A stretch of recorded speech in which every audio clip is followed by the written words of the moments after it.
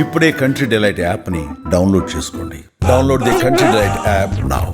Hi hello నమస్తే and welcome to my show from the bottom of the heart in Suman TV, the India's largest digital media platform. ఒక చిన్న production మేనేజర్గా చలనచిత్ర జీవితాన్ని ప్రారంభించి cinema ఇండస్ట్రీలోకి ప్రవేశించి తరువాత నిర్మాతగా మారి 25 సంవత్సరాల విజయవంతమైన కెరీర్ పూర్తి చేసుకొని ఒక అగ్రసేన నిర్మాతగా అద్భుతమైనటువంటి విజయాలు సాధించినటువంటి ఒక నిర్మాత నా ముందుగా ఉన్నారు. Is none other than Bellamkonda Suresh garu. Bellamkonda Suresh గారు మనకు మామూలుగా సాధారణంగా దొరకరు, ఇంటర్వ్యూలు కాటికి దొరకదు. ఇప్పుడు 25 సంవత్సరాలు పూర్తయిన తర్వాత సందర్భంగా నిర్మాతగా ఈ సందర్భంగా మాట్లాడుతున్నారు తప్ప ఇన్ జనరల్గా అయితే మాత్రం మీడియాకి దూరం, మీడియా కొంచెం దూరంగా ఉన్నారు. మరి ఎనీవే వెల్కమ్, నమస్తే అండి, వెల్కమ్. థ్యాంక్ యూ ప్రభు గారు. నమస్తే, ఎలా ఉన్నారు? First class. 25 సంవత్సరాల కంప్లీషన్ అనేటువంటిది ఒక ల్యాండ్ మార్క్. ఈ ల్యాండ్ మార్క్ టైంలో మనం ఒకసారి వెనక్కి తిరిగి చూసుకుంటే మనం ఎలా స్టార్ట్ అయ్యాము, ఎక్కడ స్టార్ట్ అయ్యాము, ఎలా టర్నింగ్స్ తీసుకుంది అనేటువంటి ఒక సింహావలోకనం అంటారు చూసారా, ఆ సింహావలోకనం చేసుకుంటే మీ కెరీర్ గురించి మీకేమనిపిస్తుంది? నా కెరీర్ బాగుంది, నేను చేయబోయే ప్రాజెక్టులు అన్నీ బాగున్నాయి. ఒక్కటే ఒక మిస్ అయ్యాం, శ్రీహరి అనేది. అది మాటలో చెప్పలేము. మనం సాంబయ్య తోటి మన లైఫ్ గ్రాండ్ సక్సెస్ఫుల్గా స్టార్ట్ అయింది. దానికి కారణం శ్రీహరి. మరి అలాంటి శ్రీహరి లేడంటే అదొకటి మనం తట్టుకోలేం. మనం 25 years ఎంజాయ్ చేసిన లైఫ్ని ఒక్కసారి వెనక్కి వెళ్తే శ్రీహరి గుర్తొచ్చాడంటే మనకి. శ్రీహరి ప్రస్తావన తీసుకొచ్చారు కాబట్టి అది మీకెంత అనుబంధం నిర్మాతగా తొలిది. శ్రీహరి పని చేసినటువంటి హీరోగా ఇంట్రడ్యూస్ అయినటువంటి తొలి చిత్రానికి నేను అసిస్టెంట్ డైరెక్టర్ బ్రహ్మనాయుడు, గురువుగారి సినిమా, దాసనారాయణరావు గారి ఇంటర్వ్యూ. నాకు బ్రహ్మనాయుడు వీటన్నిటికంటే ముందు నుంచే శ్రీహరి మంచి ఫ్రెండ్. బాలానగర్ నుంచి నేను కృష్ణాలో ఉన్నప్పుడు వచ్చేవాడు. ఈవినింగ్ అయితే ఆ కృష్ణాలో మొత్తం ఓపెన్ ప్లేస్ ఉండేది. ఆ రాళ్ళ కూర్చొని ఇద్దరం చెరువు బీర్ కొనుక్కొని సరదా బీర్ వేసేవాళ్ళం. ఎంగేజ్లో ఉన్నాయి. సో పొద్దున సాయంత్రం దాకా జిమ్కి వెళ్ళి కష్టపడి బాగా వెల్ ట్రైన్డ్ అనమాట. అప్పుడు ముందు నుంచి తెలుసు నేషనల్ లెవెల్ ఛాంపియన్. సో అందుకని నాకు తొందరగా అతనితో సినిమా చేసే అవకాశం వచ్చింది. ముఖ్యంగా ఏంటంటే ఫ్రెండ్షిప్స్ని ఇచ్చే వాల్యూ కానీ తను హీరోగా ఎదిగిన తర్వాత కూడా చాలామందికి డైరెక్టర్లు, కొత్త డైరెక్టర్లు అవ్వచ్చు, చాలామందిని ఇంట్రడ్యూస్ చేయటంలో కానీ అందరిని డేట్లు ఇచ్చి ఎంకరేజ్ చేయడం కానీ చేశాడు. అంటే నేను అప్పుడు చెప్పా, మనం భుజం మీదే మోయాలి, ఇంటికి 4 పిల్లలు ఎందుకు పెడతారు, పడిపోకూడదని. నువ్వు అన్ని పిల్లలు నువ్వై మోస్తున్నావు, నువ్వు పడిపోతే పట్టించుకోరు, నువ్వు బాగుంటే అందరు బాగుంటారు, వద్దు సోదరా, ఈ ఒక్క విషయంలో నా మాట విను, నువ్వు కొన్ని అవాయిడ్ చేయంటే ఏమిరా అట్లా చెప్తావు, నువ్వు వచ్చినప్పుడు లేదా అని నేను వచ్చానని నేను ఫుల్ ప్లెడ్జర్గా సినిమా తీద్దామని పక్కాగా అన్ని కమర్షియల్గానే చేశాను.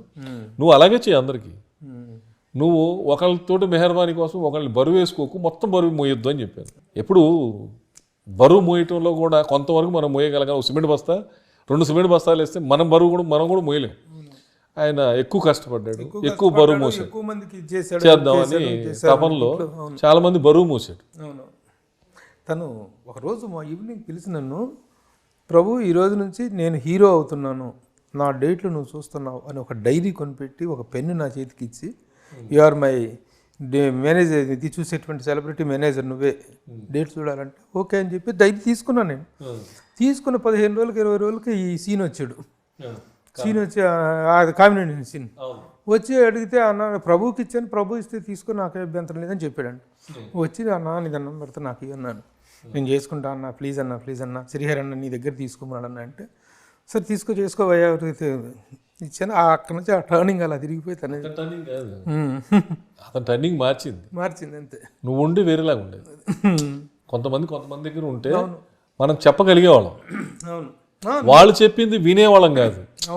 ఎప్పుడు వాళ్ళు చెప్పింది మనం విన్నాం అనుకో, మన టాలెంట్ ఉండదు, వాళ్ళు పోతారు, మనం పోతాం. అక్కడ నువ్వు చేసిన తప్పు పెద్ద తప్పు.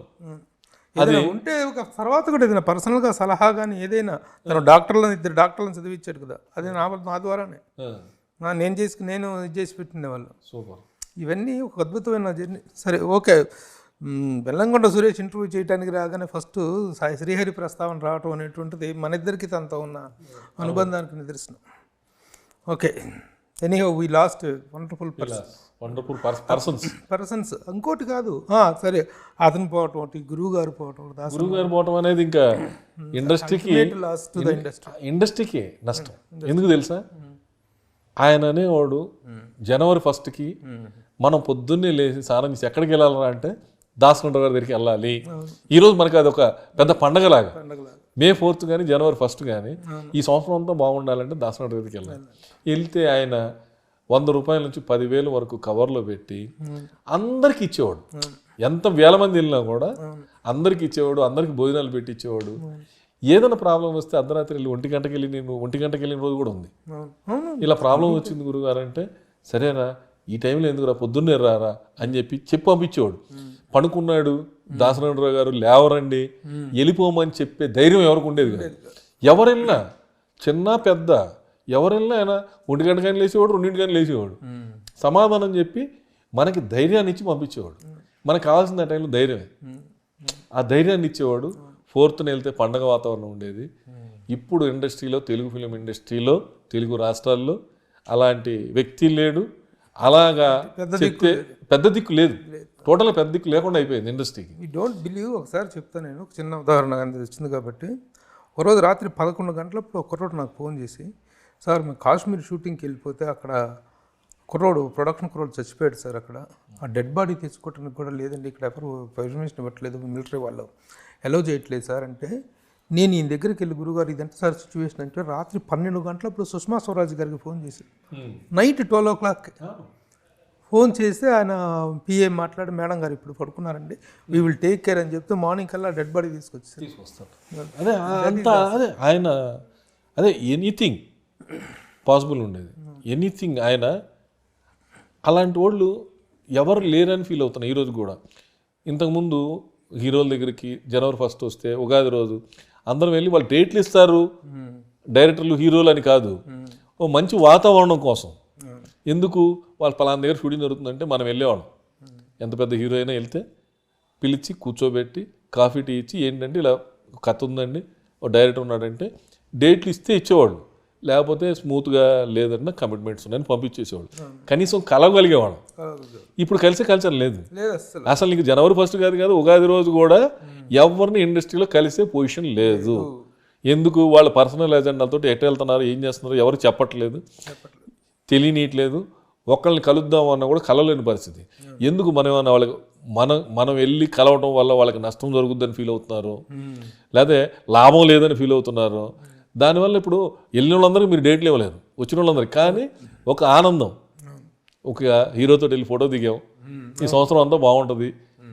లేకపోతే ఏముంటుంది, ఇచ్చేస్తే మీరు వచ్చేస్తే మాకు ₹1 ఏమి ఇవ్వరు కదా. కానీ ఆ కలిసే ఆనందం ఎవరు చేతనైంది. 1వ తారీఖు వెళ్తే ఎంత కలకల్లాడుతుండేది దాసనాడు దగ్గరికి.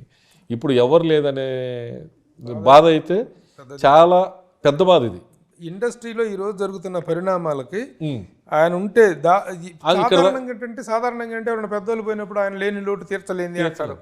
కానీ అది 100% ట్రూ అయింది మాత్రం ఒక దాసరి నారాయణరావు గారి విషయంలో. ఆయన లేని లోటు తెలిసిపోతుంది, ప్రస్ఫుటంగా కనిపిస్తుంది. నిర్ణయం వాళ్ళ జరిగే కొన్ని పరిణామాలు అదే ఆయన ఉంటే.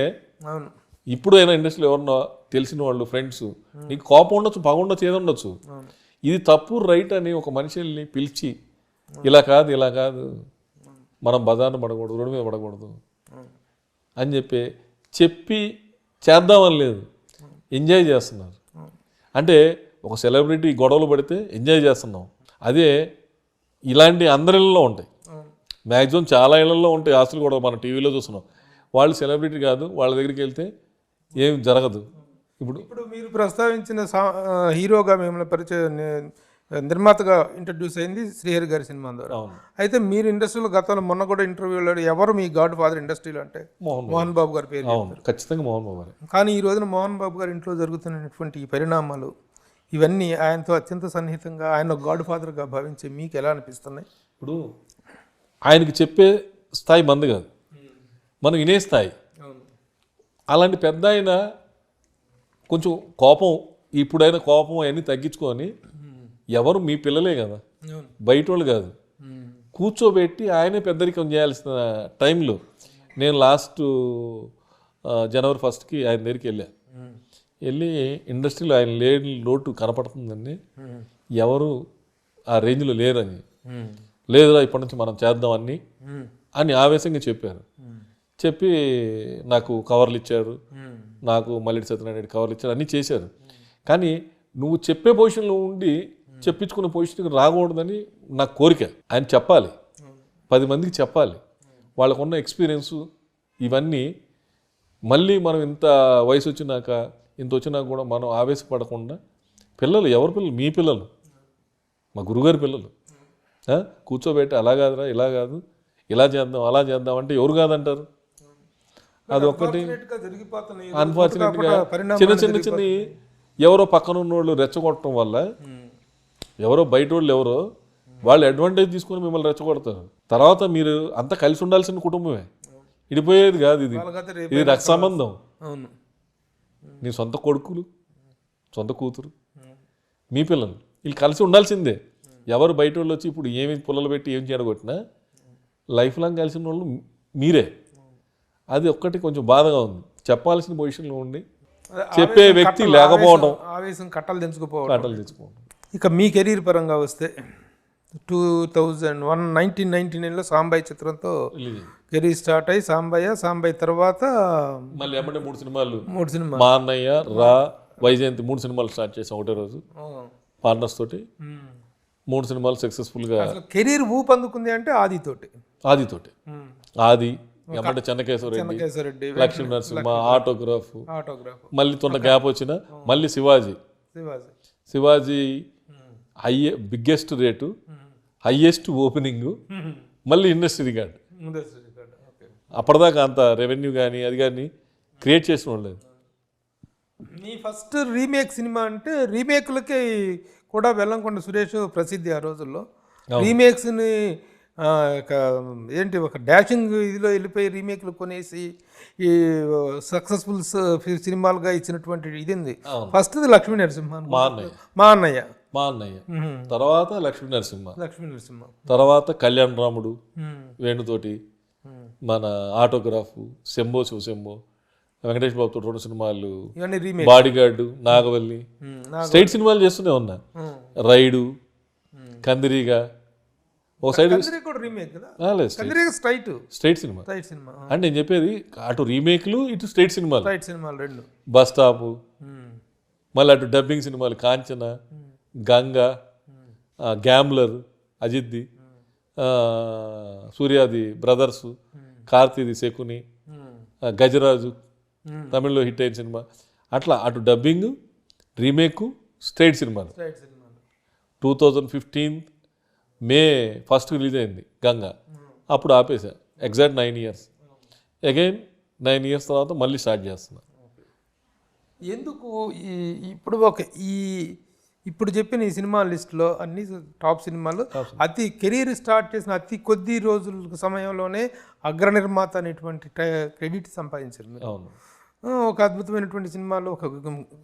వీటిల్లో the best of Bellamkonda Suresh, నాకు గర్వంగా నేను చెప్పుకునే సినిమా అంటే ఏం చెప్తారు? నేను గర్వంగా చెప్పుకునేది కాదు, నన్ను గర్వంగా చెప్పుకునే సినిమా ఆటోగ్రాఫ్.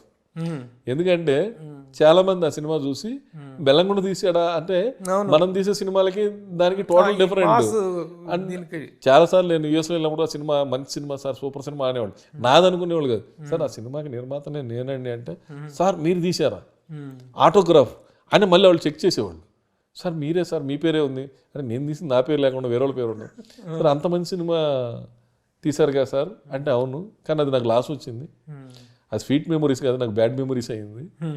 ఆడియన్స్కి స్వీట్ మెమొరీస్, అది నాకు బ్యాడ్ మెమొరీస్. నిజంగా చెప్పాలని చాలా నష్టం వచ్చింది ఆ సినిమా అప్పట్లోనే. అంటే నేను ఇండస్ట్రీలో ఏంటి నిజంగా సినిమా చూస్తుంటే ఎక్కడ బోర్ కానీ ఒక ఇది కానీ ఒక ఇది ఏమంటే ఒక ఫ్లోలో వెళ్తుంటుంది, ఒక ఫీల్ గుడ్ ఫిల్మ్. ఒక నిర్మాతగా అనలైజ్ చేసుకుంటే మీకు ఏం కారణం కనిపించింది అంటే నా ఆటోగ్రాఫ్? పర్చూరి బ్రదర్స్ ఒక విషయం చెప్పారు, అది థియేటర్లో ప్రూవ్ అయింది.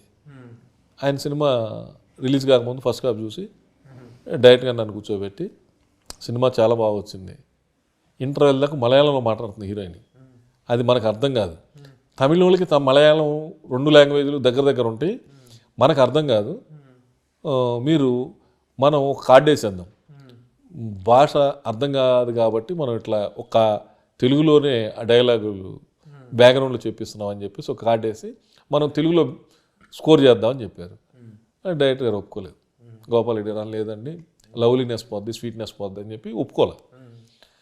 రిలీజ్ రోజు థియేటర్కి వెళ్ళాం, హౌస్ఫుల్, మెయిన్ థియేటర్ కళకళలాడిపోతుంది, కౌరవాడు. వెళ్ళి థియేటర్కి వెళ్ళి సినిమాలో కూర్చున్నాం.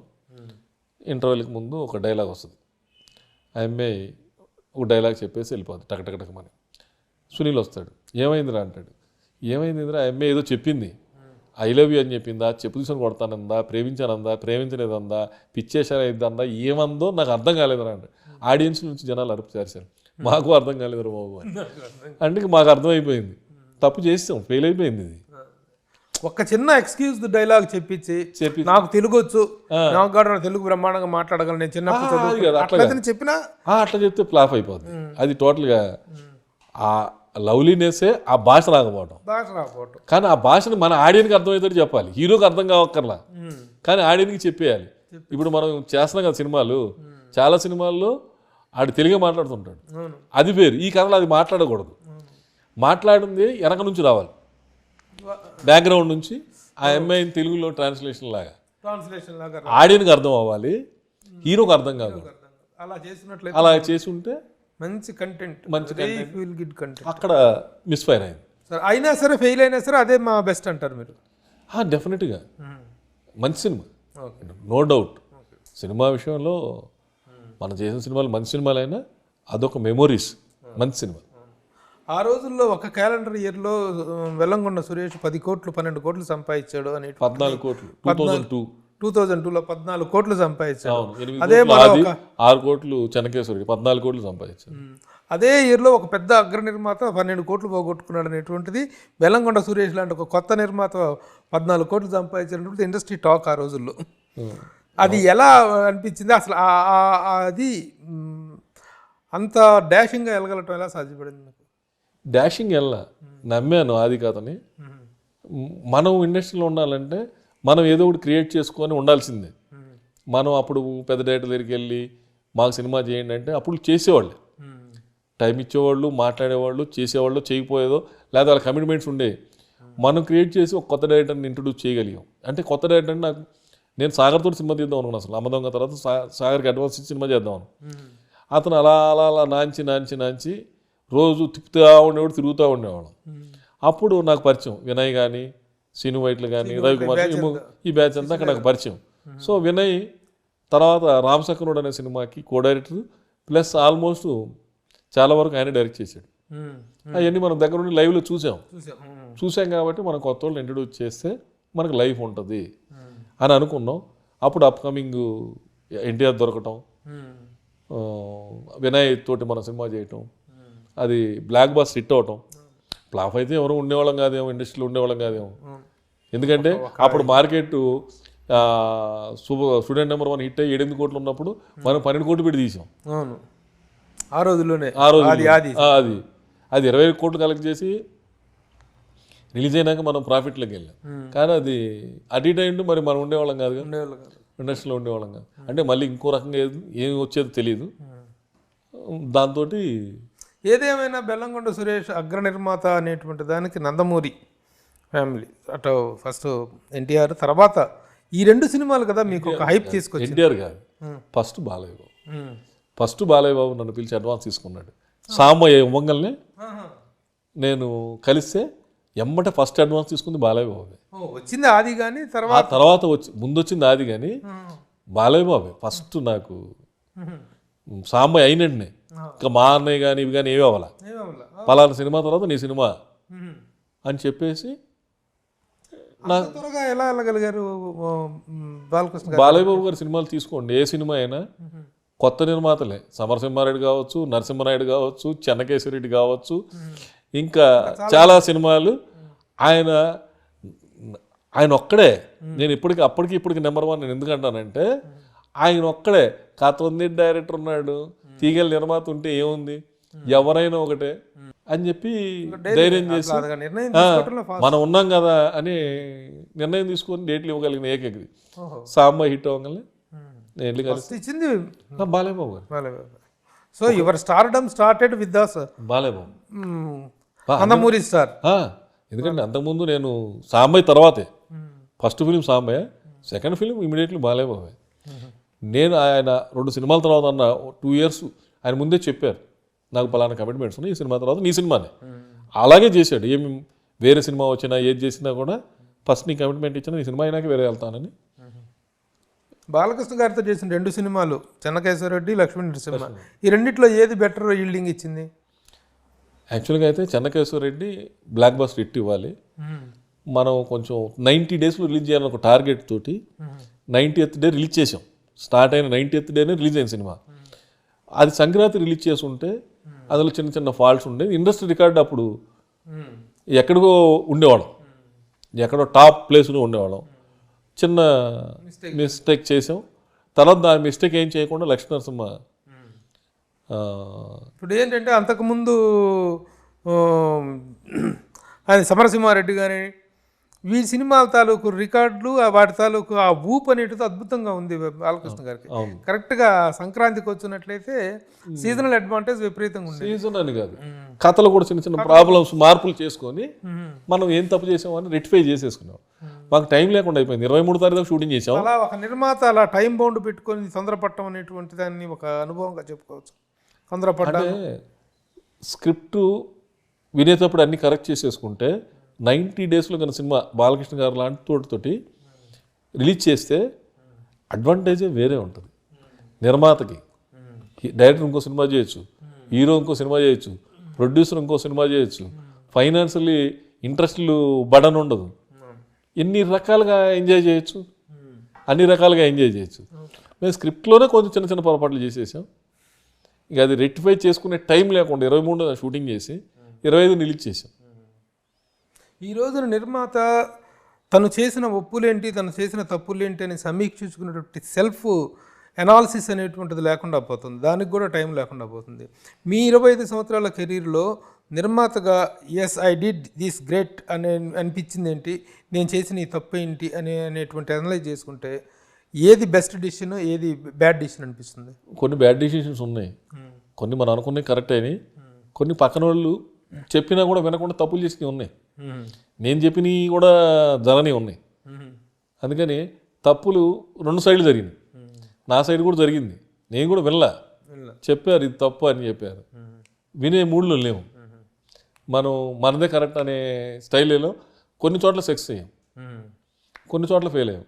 ఆటోగ్రాఫ్ సినిమా ఉంది, ఆటోగ్రాఫ్ సినిమా నేను చెన్నైలో వేరే పని మీద ఉన్నా. ఆ సినిమా ప్రీమియర్ షో చేశారు, నేను వెళ్ళా. నన్ను కూడా రమ్మంటే నేను వెళ్ళా. ఎవరో చేరను ఆటోగ్రాఫ్, ఇప్పుడు మనం వెళ్ళి ఏం చేస్తాం, ఏం చూస్తామని వెళ్ళా. ప్రీమియర్ షోకి వెళ్ళా నేను. వాళ్ళు వెళ్ళి వచ్చిన వాళ్ళు సినిమా చాలా బాగుంది, చాలా బాగుంది అంటున్నారు. ఆంధ్ర క్లబ్లో ఉన్నాను, చాలా బాగుంది అంటున్నారు. సరే మార్నింగ్ టికెట్ కొనుక్కొని వెళ్ళిపోయా. ఒకరిని థియేటర్కి వెళ్ళా. మా మేనేజర్ చెప్పా, ఈ డైరెక్టర్ ఎక్కడ ఉంటాడు, ఈ ప్రొడ్యూసర్ ఎక్కడ ఉంటాడు తెలుసుకో, సినిమా అయిపోయే లోపల అని. ఇంటర్వెల్కి విపరీతంగా నచ్చింది. ఇంటర్వెల్కి అతను ఎక్కడ ఉన్నాడో కలుసుకొని డైరెక్ట్గా వెళ్ళిపోయా. ఇంకా సెకండ్ హాఫ్ చూడలే నేను.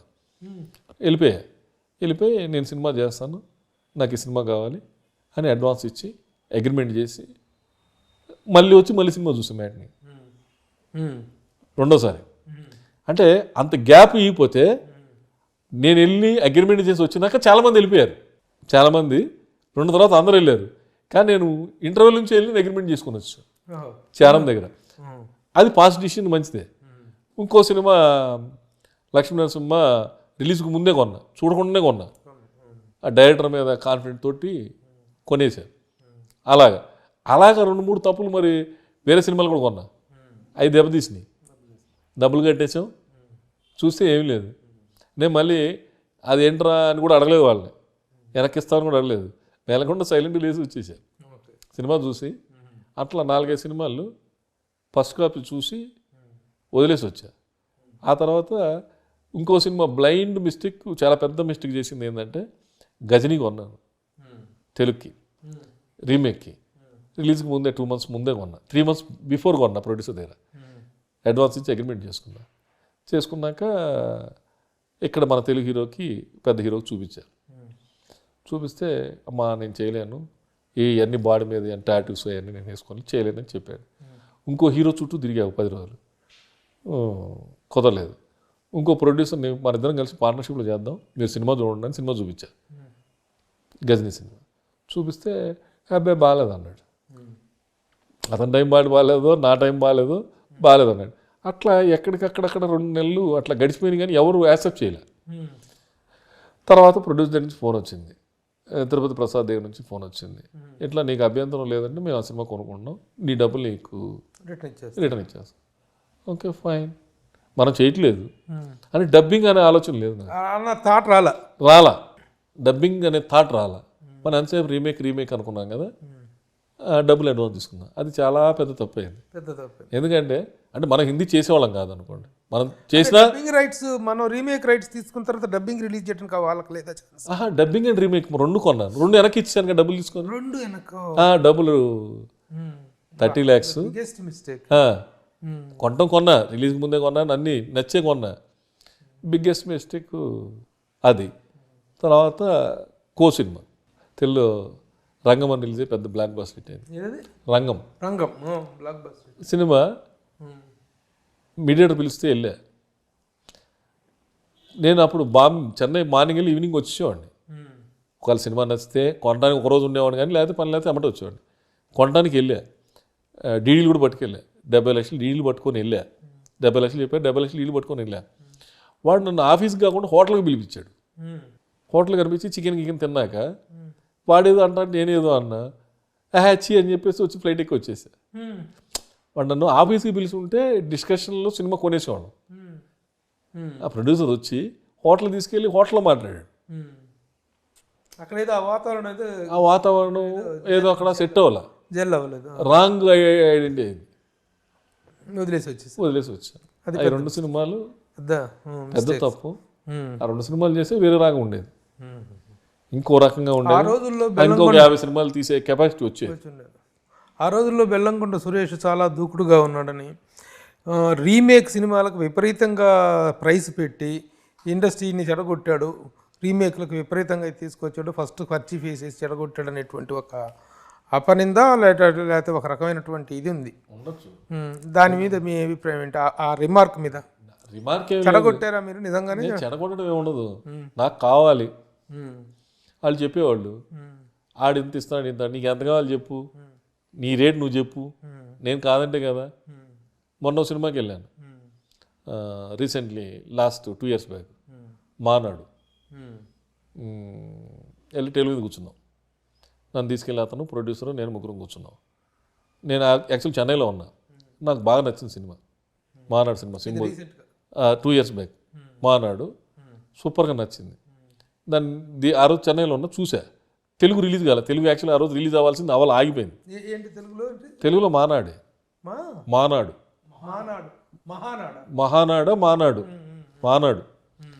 రిలీజ్ అవ్వాలా. సో మనం కొనేసుకుందామని చూసా. విపరీతంగా నచ్చింది. డైరెక్ట్ ప్రొడ్యూసర్ దగ్గరికి వెళ్ళాను, కూర్చున్నాను. సార్ నాకు 2 days టైం ఏంటి సార్ అన్నాడు. అలా ఎందుకు 2 days అన్నా? లేదు సార్ నేను పని ఉంది మాట్లాడాలన్నాడు.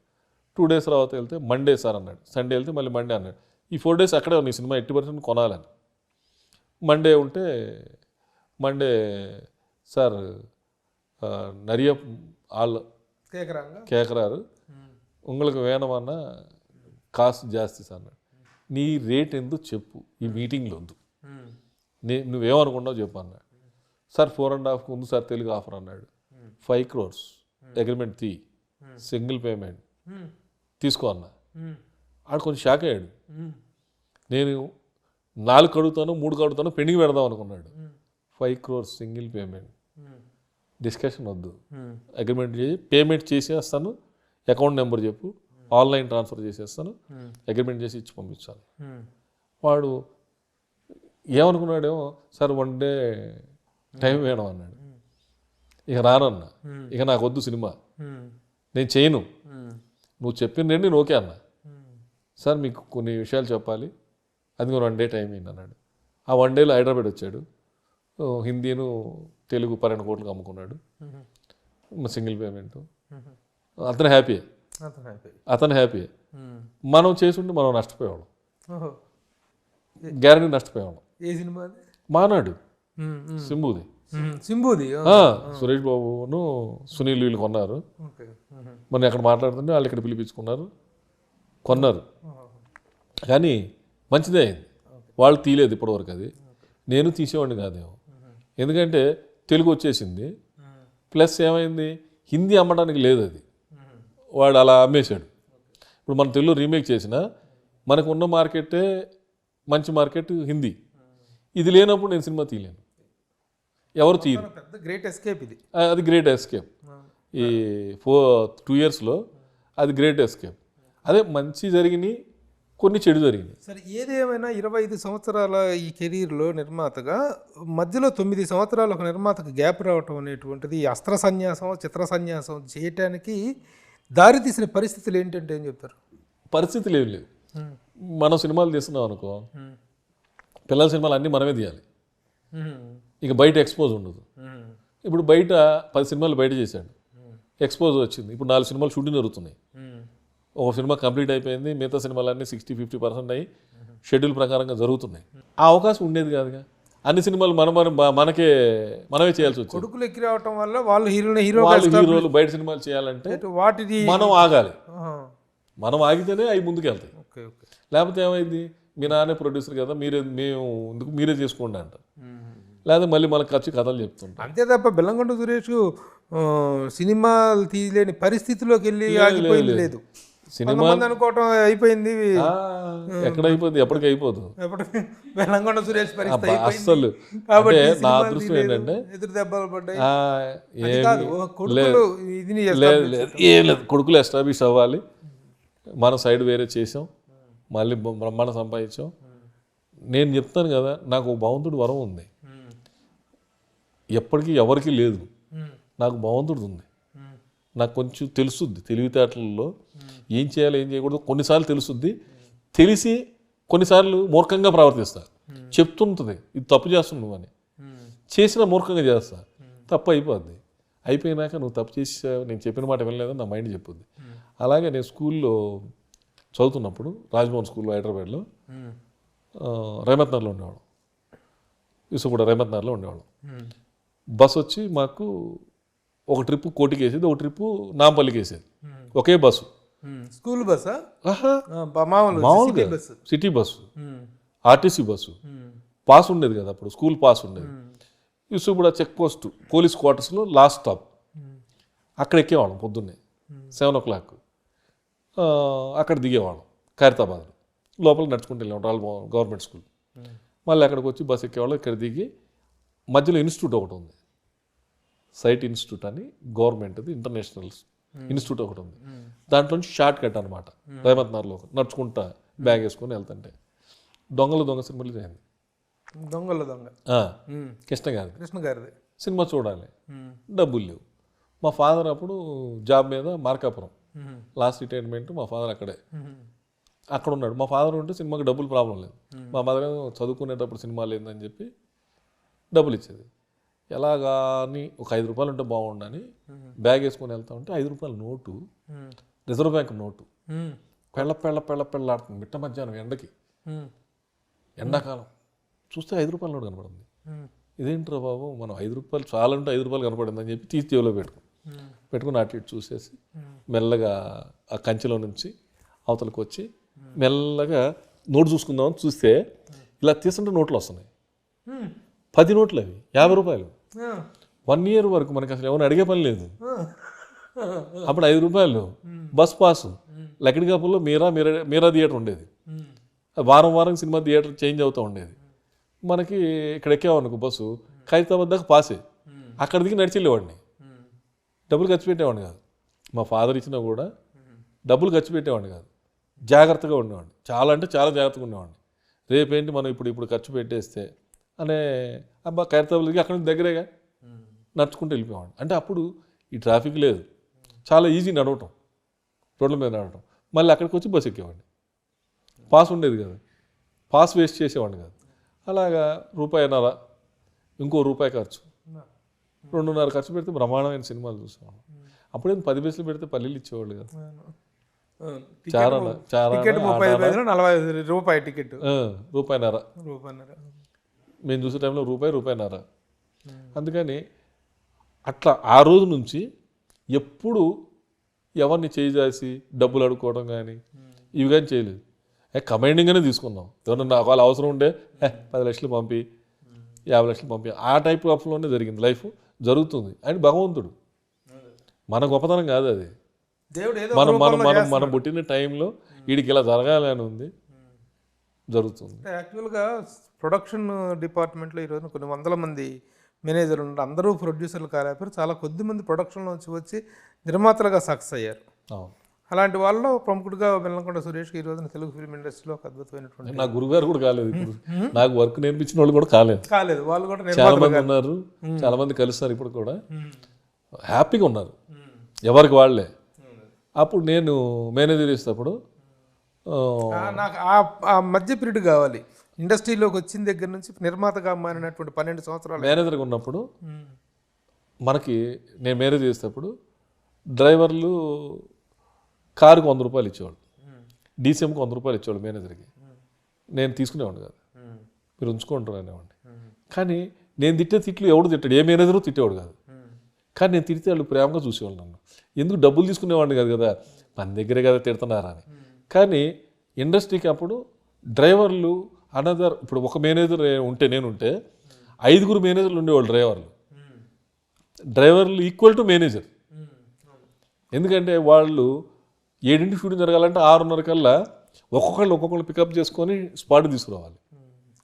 సో మేనేజర్ ఈవినింగ్ బుక్ పెట్టుకొని ఇగో ఈ కార్ నెంబరు ఇగో నువ్వు పలానా వాళ్ళు ఎక్కించుకోవాలి, పలానా ఎక్కించుకొని ప్లాన్ చేసేవాళ్ళు.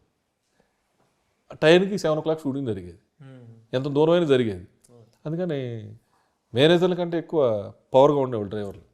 కానీ ఆ టైంలో మరి మిగతా మేనేజర్లు తీసుకోవటం వల్ల వాళ్ళు అక్కడే గుర్తు అయిపోయింది, పలానా తీసేసుకుంటాడు. మీకు మాత్రం ఒక లక్ష్యంతో ఉన్నారు మొదటి నుంచి, నిర్మాత కావాలి అనేటువంటిది లేదు, డైరెక్టర్ అవ్వాలి అనుకున్నా. నేను యాక్చువల్గా డైరెక్టర్ అవ్వాలి అనుకున్నా. నేను డబ్బు సంపాదించగానే అన్నీ సెటిల్ చేసి ఒక ఆఫీస్ తీసుకొని ఒక ఎన్ఆర్ఐ ఫండ్స్ పెట్టుకొని సినిమా డైరెక్ట్ చేద్దామని చెప్పి పుట్టింటి లాంఛనాలు అని చెప్పి ఒక రీమేక్ కొన్నా, మరాఠీ సినిమా. 25,000 పెట్టి కొన్నా. కొన్ని దానికి వినోద్ కుమార్కి అడ్వాన్స్ ఇచ్చాను, సౌందర్యకి అడ్వాన్స్ ఇచ్చాను, నేనే డైరెక్టర్ని. ఇంకా మ్యూజిక్ షూటింగ్ స్టార్ట్ చేసినాక మామగారు బ్లాక్ బస్టర్ హిట్ అయింది. అందులో మెయిన్ క్యారెక్టర్ ఒకటి ఉంది, దాసనాడు గురుగారి దగ్గరికి వెళ్ళా. తాజ్ కృష్ణాలో ఉన్నాడు ఆయన. ఆయన ఇలా నేను డైరెక్ట్ చేస్తున్నాను గురుగారు, మీ ఆశీర్వాదం కావాలి, మీ ఆశీర్వాదం పాటు మీరు ఈ సినిమాలో యాక్ట్ చేయాలి, ఇది క్యాసెట్ సినిమా అన్నాడు. చూశాడు ఆయన. చూసినాక ఒక గంట సేపు నాతో మాట్లాడాల.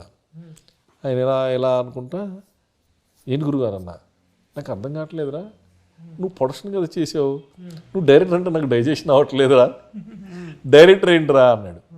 లేదు గురుగారు, నేను అసిస్టెంట్ పని చేశాను, నాకు డైరెక్షన్ చేయాలని ఉందంటే, ఒక పని చేయనా నా మాట విని, ఫస్ట్ ప్రొడ్యూసర్ అవ్వు.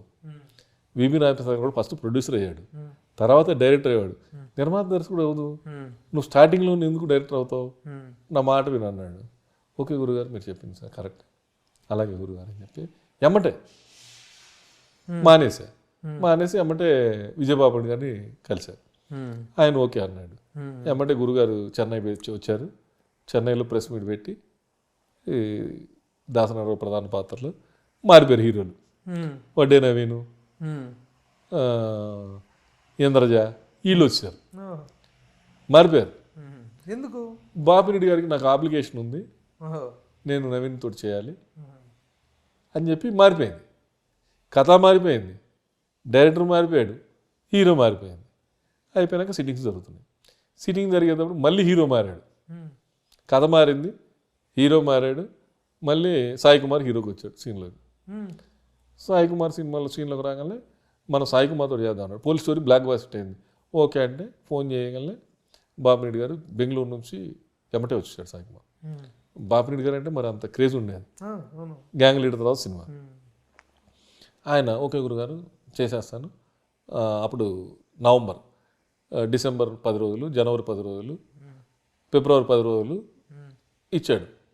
నేను అలా చేయను, నాకు అటెస్ట్ తెచ్చి 60 రోజులు ఎప్పుడు ఇస్తావు చెప్పు అన్నాడు. అయితే జూన్ జూలై 2 నెలలు మీయే గురుగారు అన్నాడు. మేము షాక్ అయిపోయాం. మా ఇంధనం అయిపోయింది, మేము 10 లక్షలు బడ్జెట్తో దిగాం. సినిమా స్టార్ట్ అయితే ఫైనాన్స్ వస్తుంది, ఇందులో 8 లక్షలు అప్పు మళ్ళీ నాది, 2 లక్షలేమో సొంత డబ్బు, ఇంధనం అయిపోయింది. అడిగాం ఆయన వెళ్ళిపోయినాక, సార్ మీరు అతను డిసెంబర్ నుంచి ఇస్తారంటే మీరు జూన్ నుంచి అంటారు, నేను అలా ఎప్పుడు చేయలేదు, నేను సినిమా మొదలు పెడితే అయిపోవాలి నాకు అన్నాడు. కరెక్ట్ సార్, మేము అయిపోయాం, మా దగ్గర డబ్బు లేదు, మేము సినిమా చేయలేమండి. అంటే ఒక పని చేయండి, నేనే చేసుకుంటాను, మీరు నెక్స్ట్ మంత్ డిసెంబర్ 10th అట్లా వచ్చి మీరు డబ్బు తీసుకెళ్ళిపోండి నవంబర్. సరే అని వెళ్ళాం. వెళ్తే ఆయన తీసుకుని అడ్వాన్స్ 1,00,000 వెనక్కి ఇచ్చాడు. ఇదేంటి సార్ మీరు 1,00,000 అడ్వాన్స్ ఇస్తున్నారు వెనక్కి, మాకు 10 లక్షలు ఖర్చు అయింది కదా. అవునా కరెక్టే, కానీ ఇప్పుడు నేను అవన్నీ వాడలేదు కదా, దాసరి గారు కానీ ఇంద్రజ కానీ వీళ్ళందరూ ఎవరు లేరుగా, మీరు అవన్నీ చూసుకోండి. సార్ మీ ఆఫీస్లోనే మేము ఖర్చు పెట్టాం సార్ 6 నెలలు, ఎవ్రీ మంత్ 1,00,000 స్టాఫ్కి వీళ్ళందరికీ అయిందంటే, అవన్నీ ఖర్చు పెట్టినా ఎవరు ఇస్తారా, ఇప్పుడు నేను ఖర్చు చేయట్లేదు కదా, కథ మారిపోయింది కదా అన్నాడు. ఏమీ అనలేము, ఆయన లోపలికి వెళ్ళిపోయాడు, చెప్పేసాడు వెళ్ళిపోయాడు. ఇంకా మన 1,00,000 పట్టుకొని హైదరాబాద్ వచ్చి తీసుకున్న వాళ్ళకి ఇవ్వలేము, వాళ్ళు సైడ్ నుంచి ప్రెజర్. అలా సో ఆ విధంగా దర్శకుడు కావాల్సిన వాడి నిర్మాతగా మారి నిర్మాతగా తొలి సినిమాకి ఇన్ని అవరోధాలు వచ్చి తర్వాత మళ్ళీ సాంబాయి నుంచి మళ్ళీ సామాన్యం. మరి ఆ డైరెక్టర్ కావాలనేటువంటి అంబిషన్ అయితే ఉందా ప్రస్తుతం? కంటిన్యూ ఉందా? ఇప్పుడు లేదు, ఇప్పుడు లేదా? ఇప్పుడు లేదు. ఇప్పుడు ఇంత అనుభవం వచ్చిన తర్వాత డైరెక్షన్ చేయడం ఇంకా ఈజీ కదా? కష్టం. కష్టమా? అనుభవం లేనప్పుడు చాలా ఈజీ. డైరెక్షన్ అంటే చాలా ఈజీ అని అనుకుంటాం. అమ్మో అది ఇప్పుడు మనం తలుచుకుంటేనే వెనక దిగిపోయే షాటు, ముందు దిగిపోయే షాటు, నెక్స్ట్ ఈ సీన్ ఎక్కడొస్తుంది, కంటిన్యూటీస్ అని గుర్తుపెట్టుకునేవాడే డైరెక్టర్. అది వెల్ టాలెంటెడ్ అయితే కానీ డైరెక్ట్ చేయలేం. డైరెక్ట్ చేయాలంటే చాలా కష్టమైన పని. అది ఈజీ అనుకున్నాను. నేను ఒక విషయం ప్రస్తావిస్తాను. బాలకృష్ణ గారి విషయంలో జరిగినటువంటి ఇదంతా మనకు అందరికీ తెలిసిందే, దాని గురించి ఇప్పుడు నేను అవదలుచుకోవట్లేదు. కానీ వెంటనే చాలా కొద్ది రోజుల తర్వాత మళ్ళీ బాలకృష్ణ గారితో మీ రిలేషన్స్ స్ట్రెయిన్స్ కానీ పోయిన తర్వాత మీతో సినిమా చేయటానికి కానీ ఇప్పుడు మీ ప్రజెంట్ రిలేషన్ కానీ ఎలా ఉంది? ఆయన యాక్సెప్ట్ చేశారు మళ్ళీ తర్వాత మళ్ళీ? ఇప్పుడు కూడా నేను ఎప్పుడన్నా ఫోన్ చేసి బాబు అంటే ఏమ్మా అంటాడు, ఏం బెల్లం అంటారు నన్ను, వెంకటేష్ బాబు కానీ బాలబాబు కానీ ఏం బెల్లం ఎలా ఉన్నావు అంటారు, ఏం బెల్లం అంటారు. ఏం బాబు సినిమా అంటే మంచి కాదంటే మన సినిమాలో మన మంచి సినిమా చేయాలి అంటాడు. అంతవరకు హ్యాపీ అందరితోటి. మళ్ళీ ఆ కాంబినేషన్ ట్రాక్ ఎక్కే అవకాశం ఉందా? కథేనండి, కథే. ఇంతకు ముందులా కాదు, కథ ఉండి డైరెక్టర్ ఉన్నాడు అనుకో, ఈ కథ బాగుంది చేస్తే బ్లాక్ బస్టర్ హిట్ అయింది అనుకుంటే డెఫినెట్గా చేయొచ్చు. నిర్మాతగా మీరు 9 సంవత్సరాలు గ్యాప్ తీసుకుని మీ కొడుకులిద్దరిని ప్రమోట్ చేసుకుని వాళ్ళు నిలబెట్టడం కోసం ఇప్పుడు నిలబడ్డారా ఏంటి వాళ్ళ పొజిషన్? లేదు, పెద్ద ఆయన 100% సాటిస్ఫాక్షన్, 100% కరెక్ట్ ట్రాక్లో ఉన్నాడు. ఇప్పుడు 4 చేసిన సినిమాలు 4 డిఫరెంట్ సినిమాలు, 5వ సినిమా కూడా కమిట్ అయ్యాడు డిఫరెంట్. హిందీ సినిమాలు 2 కమిట్మెంట్ ఉన్నాయి. అతను ఇంకా మనం చూసే పని లేదు. చెన్నైని 2 సినిమాలు మంచి సినిమాలు కమిట్ అయి ఉన్నాడు. 2 చేశాడు ఆల్రెడీ 2 చేశాడు, 2 కమిట్ అయి ఉన్నాడు. ఆ 2 సినిమాలు కంప్లీట్ అయితే డెఫినెట్గా ఆయన ఒక ట్రాక్లు పడతాడు. ఇంకా మనం దగ్గర ఉండి. నిర్మాతగా మీరు చేయబోయే సినిమాలు ఏంటి వరుసగా? 2 సినిమాలు, బ్రదర్స్ సెంటిమెంట్ ఒకటి, కొత్త వాళ్ళే. నేనే ప్రొడ్యూసర్, డైరెక్టర్ హీరోలు మా అబ్బాయిలే. పెద్ద ఆయనతో ఒకటి, చిన్న ఆయనతో ఒకటి ప్లాన్ చేసుకున్నా. ఈ 2 సినిమాలు పేర్లుగా జరుగుతాయి. బయట హీరోలతో ఏం చేయరని చెప్పట్లేదు? చేయనని ఏం లేదు, కుదిరితే తప్పకుండా. మొన్న ఒక కథ వచ్చింది బాగుంది, రవితేజ్ దగ్గరికి వెళ్ళి చెప్పాను, రవితేజ్ చేద్దాం అన్నాడు. మళ్ళీ ఆలోచించాను, రవితేజ్ కూడా మనం చేసి మంచి సినిమా ఈసారి మళ్ళీ మంచి సినిమా చేద్దాం, ఇందులో కొంచెం చిన్న ఫాల్ట్లు ఉన్నాయి అన్నాడు. కరెక్టే, అతను చెప్పింది కరెక్టే, ఓకే డన్ అని మానేసాం. అలాగా కుదిరితే ఆ హీరో రేంజ్లో ఉందనుకో తీసుకెళ్ళి డెఫినెట్గా చెప్తాను. నిర్మాత సెల్ఫ్ రెస్పెక్ట్ అనేటువంటిది ఈ రోజు నాకు ఒక ప్రశ్నార్థకమైంది. బట్ ఉన్నంతలో you have done your the best అనేటువంటిది నేను చేసుకున్నారు. మీరు మధ్యలో డ్రాప్ అయినా కానీ ఇది కానీ నిర్మాతగా మీ సెల్ఫ్ రెస్పెక్ట్ మాత్రం అక్కడ మిస్ అవ్వలేదు. ఇప్పుడు చేయబోయే ముందు ఇంకా వేరే హీరోతో కానీ ఎవరితో చేస్తున్నప్పుడు ఆ మెయింటైన్ చేయగలిగినటువంటి పరిస్థితులు ఉన్నాయా నిర్మాతలకి? నా వరకు నిర్మాతల ప్రొడక్షన్ మేనేజర్లు అయ్యారు, నిర్మాతల క్యాషియర్లు అయ్యారు, అనేటువంటి అభిప్రాయం అది ఉంది. కొంతమంది అభిప్రాయం, కొంతమందికి అలా ఉంది, కానీ కొంతమంది అనుభవాలు. అనుభవాలు. కానీ నా అనుభవాలు అలాంటివి జరగలేదు, జరగకుండా కూడా ప్లాన్ చేసుకోవచ్చు. మనం కమెంట్ నుండి గ్రిప్ చేయగలిగితే అవతలలో కూడా మనం కథ అక్కర్లేదు, కాంబినేషన్ సెట్ చేసాం, సినిమా స్టార్ట్ అంటే మనకేం తెలియదు, ఏం జరుగుతుందో తెలియదు. కృష్ణవంశీ గారి సినిమా రవితేజ్ తోటి మాది పూజ కూడా జరిగింది. అయిపోవడానికి కారణం ఏంటి? కథ చెప్పాలని అడిగాను, కథ చెప్పాడు, నాకు నచ్చలేదని చెప్పాను. నేను చెప్పలేను, తీయగలను, ఇదిగో బైండ్ అంటే స్క్రిప్ట్ అని ఇచ్చాడు. సార్ అది కూడా చదివాను, అది కూడా నచ్చలేదు అన్నాను. అన్నప్పుడు ఆయన ఏమన్నాడు, నేను తీయగలను కానండి, నేను చెప్పలేను అన్నాడు. కరెక్టే సార్, మీరు చెప్పలేరు, నాకు తెలియకుండా తీయలేను. మీరు చెప్పకపోతే మీరు తీయగలరు, మీరు గొప్ప డైరెక్టర్, మిమ్మల్ని నేను కాదన్ను, కానీ నేను తెలియకుండా తీయలేను. రేపు పొద్దున మీరు 10 బెంచ్ కార్లు కావాలంటారు. ఎందుకు కావాలని అడుగుతాను నేను 10 కార్లు బెంచ్ కార్లు నాకు తెలియకుండా పంపించే పొజిషన్లో నేను సినిమా తీయను. నేను తీయాలంటే నాకు ఆ బెంచ్ కార్లు ఎందుకు కావాలి, ఏ సీన్లో వాడుతాం, ఎందుకు వాడుతున్నాం అని అడుగుతా. అప్పుడు మీరు కథ చెప్పాల్సి వస్తుంది, అప్పుడు కన్విన్స్ చేయాలి. దానికంటే బెటర్ ఇప్పుడు మీరు నా కథ అయినాక సినిమాని స్టార్ట్ చేద్దాం. లేదు నీకు అర్థం కావట్లేదు అని. నాకు అర్థం అవుతుంది సార్, మీకు అర్థం కావట్లేదు, పోనీ ఏదైనా రీమేక్ నా కోసం చేసి పెడతానంటే, లేదా నేను ఆల్రెడీ చంద్రలేఖ చేశాను, నాకు ఈ రీమేక్ల మీద ఫెడప్ అయిపోయాను, నేను చేయనని చెప్పాడు. నేను మళ్ళీ అది నేను ఓన్ చేసుకోవాలంటే టైం పట్టుద్ది. సరే సార్ మరి కొత్త కథ చేద్దామని. అప్పుడు మనకి చెప్పిన కథ ఆయనే నక్షత్రం అని తీశాడు. మరి మనం అప్పుడు కరెక్టే ఉన్నాం. ఇప్పుడు ఏ హీరో అయినా, ఏ నిర్మాతకైనా అగ్ర నిర్మాత అనేటువంటి పేరు రావాలంటే చిన్న సినిమాలు ఎన్ని సక్సెస్లు ఇచ్చినా సరే స్టార్స్తో చేసినప్పుడే వస్తుంది. మీకు బాలకృష్ణ గారితో చేశారు, వెంకటేష్ గారితో చేశారు, తర్వాత ఎన్టీఆర్తో చేశారు, రవితేజతో చేశారు. ఇంకా రిమైనింగ్ పెద్ద హీరోలతోటి చేయటం, ఇప్పుడున్న ప్రజెంట్ యంగ్ హీరోలతో చేయాలి అంటే ఆ ప్రయత్నాలు ఏమైనా ఉన్నాయా? ఇప్పుడున్నటువంటి యంగ్ హీరోలు నేను ఎప్పుడు ప్రయత్నం చేయలేదు, చేయను కూడా. ఎందుకు, మనకు అందుబాటులో లేరు వాళ్ళు. ఏ విషయంగా, రెమ్యూనరేషన్ పరంగా, ఏ పరంగా చూసుకున్నా వాళ్ళు మనకు అందుబాటులో లేరు. మనకు అందుబాటులోకి అవకాశం వస్తే చేస్తానేమో, కానీ నేను మాత్రం టైం వేస్ట్ చేసుకొని నేను తిరిగి డేట్లు సంపాదించి చేసి ఓపిక లేదు. చివరిగా ఒక ప్రశ్న, మొన్న జరిగినటువంటి ఒక ప్రెస్ మీట్లో ఒక ప్రశ్న అడిగాం మీకు. డైరెక్టర్గా మీరు ఎవరిని ప్రిఫర్ చేస్తారు అంటే, ప్రస్తుతం చాలా బ్యాడ్ పొజిషన్ ఉన్నటువంటి పూరి జగన్నాథ్ గారి పేరు చెప్పి, బ్యాడ్ ఒక ఫ్లాప్ అవుతాడు, నేను అట్లా బ్యాడ్ ఫీల్ అవ్వను, నేను గుడ్గానే ఫీల్ అవుతాను. వినాయక్ గారు కావచ్చు, పూరి జగన్నాథ్ కావచ్చు, బ్యాడ్ కాదు, bad in the sense flop నేను చేస్తాను. ఈ రోజు కూడా ఖచ్చితంగా చేస్తాను. పూరి జగన్నాథ్ అయితే ఇమీడియట్లీ చేస్తాను, వినాయక్ అయినా ఇమీడియట్లీ చేస్తాను. కథ ఉంటే వాళ్ళు బ్రహ్మాండంగా తీయగలరండి. అది ఎక్కడో మిస్ఫైర్ అయింది.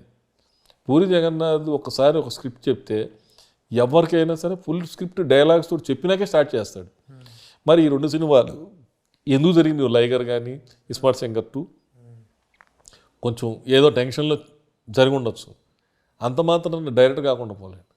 గ్యారంటీగా మళ్ళీ చూడండి, పోకిర్ లాంటి బ్లాక్ బస్టర్ ఇటు కొడతాడు, మళ్ళీ పూరి జగన్నాథ్ ఏంటంటో తెలుస్తుంది. యాక్చువల్గా ఉన్నటువంటి పరిస్థితుల్లో ఏంటంటే, ముగ్గురు టాప్ డైరెక్టర్స్, ఒక ఏలుడు ఏలినటువంటి directors, Puri Jagannadh garu, VV Vinayak garu and Seenu Vaitla, top directors, ఒక అద్భుతమైన విజయాలు ఇచ్చినటువంటి వాళ్ళు. ఈ రోజున వాళ్ళకి ఒక సినిమా స్టార్ట్ చేయడం అనేటువంటి గగనమైన పరిస్థితులు రావటం పట్ల as a senior producer me analysis ఏంటి? అంటే నేను సీను వైట్ తోటి వర్క్ చేయలేదు, సీను వైట్లో మనకు తెలుసు, కానీ మనం ఎప్పుడు వర్క్ చేయలేదు. ఇప్పుడు ఈ 2 తోటి వర్క్ చేశాను కాబట్టి చెప్పగలుగుతా. పూరి జగన్నాథ్ పూర్వవైభవం వచ్చే అవకాశం ఉందా? ఖచ్చితంగా. వాళ్ళు చూడండి మళ్ళీ టాప్కి వెళ్తారు డెఫినెట్గా, అసలు మీకు డౌటే లేదు. ఎందుకంటే ఇద్దరు కూడా చాలా గుడ్ నేమ్ ఉన్నది. ఇద్దరు గుడ్ నేమ్ ఉంది, ఇద్దరు ఓన్ స్క్రిప్ట్ రాయగలరు రైటర్ డైరెక్టర్లు వాళ్ళు. అందుకని వాళ్ళకి తెలుసు, ఎక్కడో మిస్టేక్ అయినంత మాత్రాన వెనక్కిపడిపోయే పరిస్థితి లేదు. 2 ఫ్లాపుల తర్వాత మళ్ళీ ఇస్మార్ట్ శంకర్ తోటి లేటెస్ట్ ట్రెండ్ తోటి బ్లాక్ బస్టర్ ఇచ్చాడు కదా, మిస్ఫైర్ అయింది, నెక్స్ట్ కొడతాడు. 25 సంవత్సరాల కెరీర్ అనేటువంటిది మాత్రం మోస్ట్ సక్సెస్ఫుల్గా, most top producers of Tollywood అనేటువంటి లిస్టులో బెల్లంకొండ సురేష్ పేరు ఉండేలాగా అద్భుతంగా జర్నీ సాగింది. ఈ ప్రస్థానం ఇలాగే కొనసాగాలి. మీ ఇద్దరు అబ్బాయిలు ఇప్పుడు బాధపడుతున్నారు, ఇంకిద్దరిని కంటే బాగుండేది, 2 హీరోలు చేసుకోవచ్చు. ఇద్దరు చాలు. Very good. Most successful career, 25 సంవత్సరాల కంప్లీషన్ సందర్భంగా all the best and wish you every success in your future endeavours. Thank you. Suman టీవీలో మీ పర్సనల్ అండ్ బిజినెస్ ప్రమోషన్స్ కోసం కింది నెంబర్కి కాంటాక్ట్ చేయండి.